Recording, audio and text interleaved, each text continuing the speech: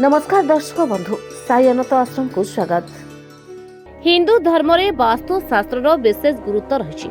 अनेक थर जड़े व्यक्ति को असुविधा एवं बाध्यतामूलक कारण ऋण नेबाकू पड़े। बेले बेले आम ऋण नहीं थाउ किंतु एहाकू परिशोध करिबारे असमर्थ होई थाउ।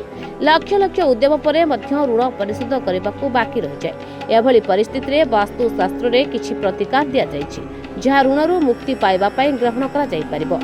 वास्तु शास्त्री अनुसार ऋण किस्ती परिशोध करने को मंगलवार चयन करने उचित। विश्वास करा जाए जे एही दिन टंका फेरस्त करी ऋण शीघ्र शेष हो जाए। द्वितीय घर दक्षिण पश्चिम भाग में निर्मित बाथरूम से व्यक्ति को ऊपर ऋणर भार बढ़ी तेणु बाथरूम घर एक दिगरे निर्माण करा उचित नुहे। घर उत्तर पूर्व दिगरे ग्लास रखिबा किंबा ऋण छाड़ दुकान करने शुभ बोली विवेचना करा जाए किंतु ग्लास लाल सिंदूर किंबा मारून रंगर हेबा उचित नुहे। वास्तु शास्त्र अनुसार यथाशीघ्र ऋणरू मुक्ति पाइबा पई टंका घर किंबा दुकानर उत्तर दिगरे रखिबा उचित। विश्वास करा जाए यह करबा द्वारा ऋणरू मुक्ति पाइबा सहित टंका मध्य मिलता।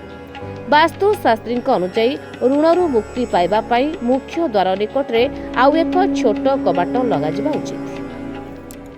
पुओ को नहीं बाबा पाख आसला आपंकर कौन परिवर्तन है पुअर जो गोड़ हाथ फाटुला तार भी कौन परिवर्तन है? हाँ मुझे जड़े सांग पिला शुणिकी आपण पाक आसिला कि आसला मो पुओ दीर्घ 7 वर्ष है जो कष्टा भोगुला मोर हृदबोध हो 7 दिन गला भाया लगे तेणुक बहुत सल्व हो जाए। बाबा को कोटि कोटि प्रणाम आ महावीर पंचमुखी महावीर हनुमान को मो स्वामी जहाँ कहले मुझे से कहूँ चाहूँगी तथा मोर अलग अनुभूति।